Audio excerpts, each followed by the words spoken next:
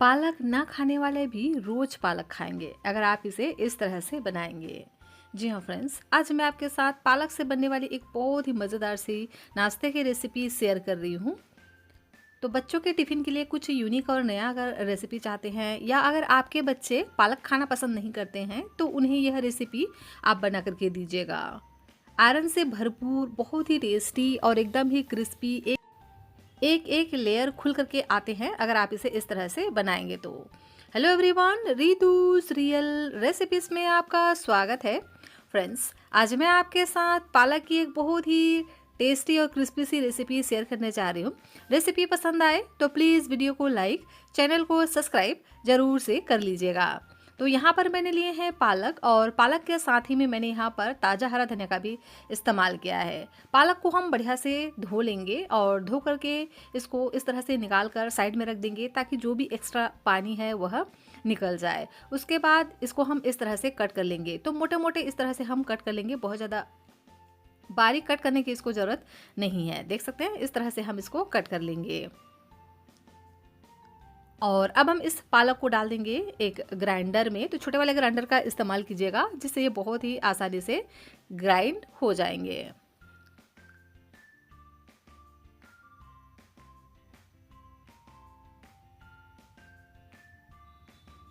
और इसी के साथ ही में डाल देते हैं थोड़ा सा पानी, और तीखेपन के लिए हरी मिर्च ऐड करेंगे।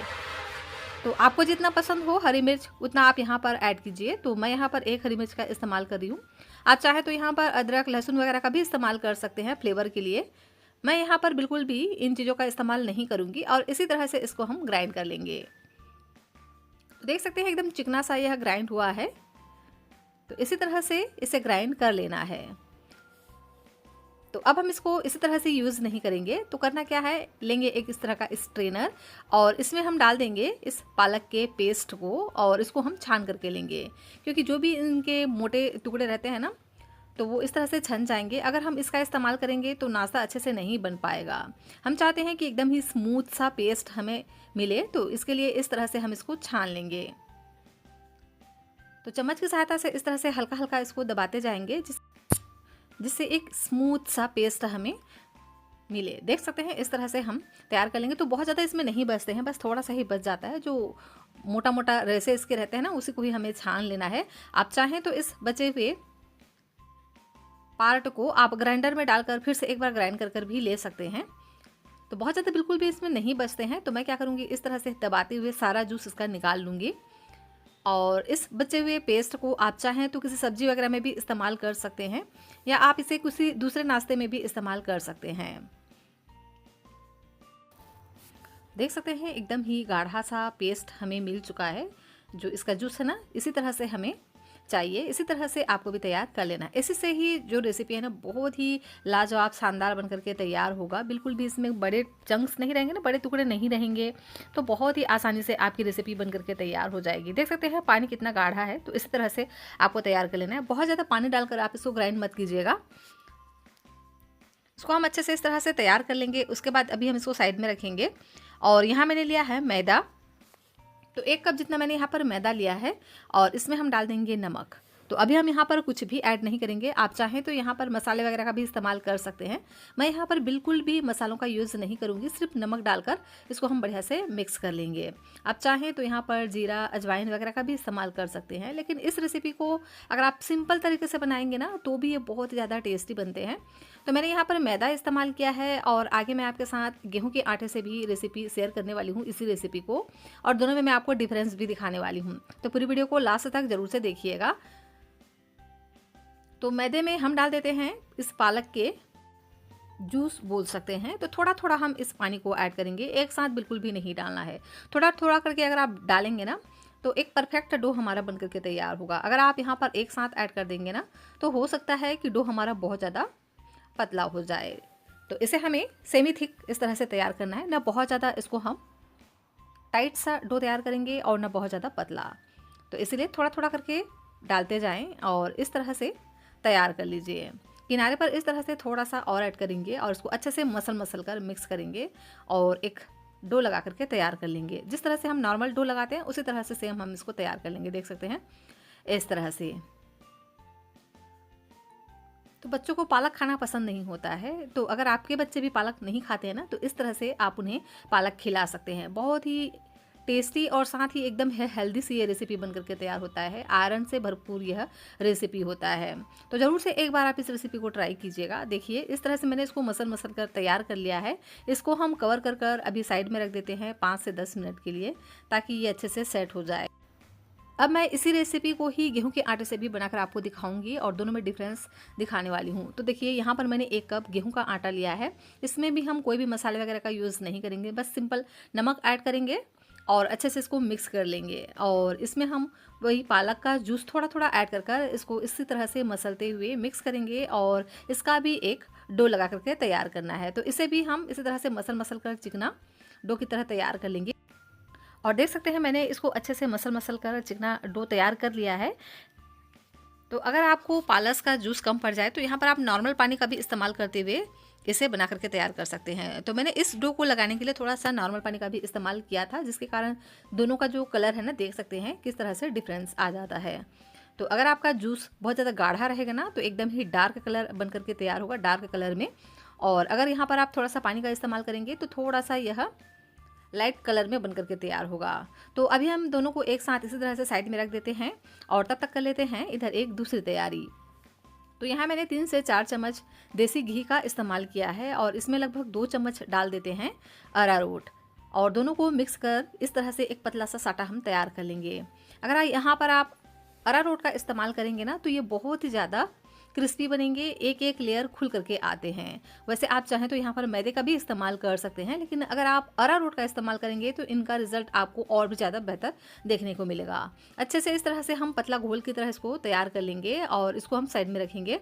और यहाँ मैंने लिया है मैदे वाला डो और इसको हम अच्छे से इस तरह से हाथों से मसल कर चिकना कर लेंगे। तो 5 से 7 मिनट के बाद जब आप इसको इस तरह से मसलते हो ना, तो बहुत ही अच्छे से यह चिकना सा तैयार हो जाता है। इसकी हम 2 लोइयाँ तैयार करेंगे। इस तरह से बड़े बड़े इसकी हम लोइयाँ तैयार कर लेंगे। जो हम नॉर्मल रोटी बनाते हैं ना, उससे थोड़ा सा हमें इसको बड़ा ही रखना है, इस बात का ध्यान रखिएगा। और इसी तरह से हम गेहूं के आटे की लोई भी तैयार कर लेते हैं। तो देख सकते हैं मैंने यहाँ पर 2 लोई मैदे से और 2 लोई मैंने यहाँ पर गेहूं के आटे से बना करके तैयार कर लिया है। अब हम मैदे वाली एक लोई लेंगे और इसमें हम थोड़ा सा आटा डस्ट कर लेंगे और आटा डस्ट करके ही इसको बेलना है, ताकि ये बहुत ही अच्छे से बेल जाए। तो इसकी हम एक बड़ी सी रोटी बेल करके तैयार करेंगे और बहुत ही पतला सा इसको हम तैयार करेंगे। जितना पतला आप इसको बेल सकेंगे ना, उतना बढ़िया यह रेसिपी बन करके तैयार होगा। और देख सकते हैं इस तरह से मैंने एक बड़ा सा तैयार कर लिया है रोटी को।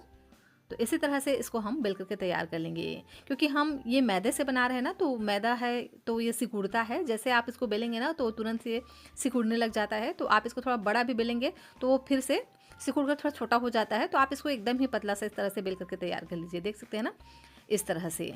और इसी तरह से मैंने दोनों को ही तैयार कर लिया है, देख सकते हैं। तो मैं आगे आपको फाइनल रिजल्ट दिखाने वाली हूँ, दोनों में डिफरेंस दिखाऊंगी कि किस तरह से दोनों में डिफरेंस रहता है। अगर आप इसे मैदे से बनाएंगे ना, तो इसका टेक्सचर किस तरह से होगा, और अगर आप इसे गेहूं के आटे से बनाएंगे तो इसका टेक्सचर किस तरह से होगा। तो पूरी वीडियो को लास्ट तक जरूर से देखिएगा। फ्रेंड्स, आपसे एक विनती है, रेसिपी अगर आपको अच्छी लग रही हो तो प्लीज़ आप वीडियो को लाइक और चैनल को सब्सक्राइब भी जरूर से कर लीजिएगा। और इस रेसिपी को अपने फ्रेंड्स और फैमिली के साथ शेयर कीजिएगा। और यह रेसिपी आप कहाँ से बैठकर देख रहे हैं, प्लीज़ कमेंट कर आप मुझे ज़रूर से बताइएगा।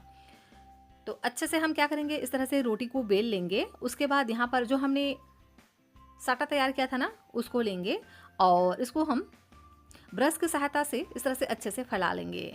तो लगभग आधा चम्मच जितना हम इसमें डालेंगे साटे को और अच्छे से इस तरह से हम फैला लेंगे ब्रश की सहायता से। और अब हम इसको कट करेंगे। तो इसको कट करने के लिए पिज़्ज़ा कटर का इस्तेमाल कीजिएगा, इससे बहुत ही आसानी से कट हो जाते हैं। आप चाहें तो इसको चाकू की सहायता से भी कट कर सकते हैं, लेकिन बेहतर रिजल्ट के लिए आप इस तरह से पिज़्ज़ा कटर का इस्तेमाल कीजिएगा। देख सकते हैं एकदम बारीक बारीक, एकदम पतला पतला लेयर में हम इसको इस तरह से कट करके तैयार करेंगे। जितना आप इसको इस तरह से पतला कट करेंगे ना, उतना ही बढ़िया इसके जो लेयर्स हैं खुल करके आते हैं और एकदम ही बहुत ही लच्छेदार सा नाश्ता आपका बन करके तैयार होगा। मैं आपको जूम करके दिखाती हूँ, देख सकते हैं कि कितना बारीक बारीक मैंने इसको तैयार किया है। इसी तरह से आपको भी तैयार करना है, एकदम बारीक बारीक सा।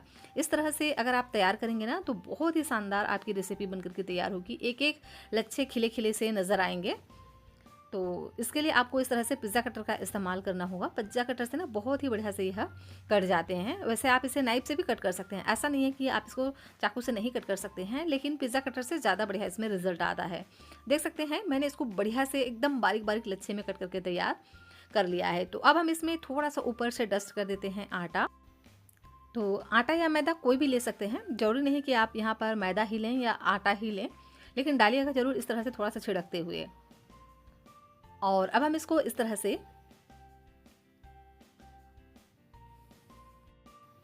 इकट्ठा करेंगे। तो दोनों ही साइड से इन लच्छों को हमें इस तरह से इकट्ठा करते जाना है। तो हाथों की सहायता से दोनों ही साइड से थोड़ा थोड़ा करके इस तरह से हम इकट्ठा करते जाएंगे और दोनों को एक जगह इस तरह से ला करके इकट्ठा कर लेंगे।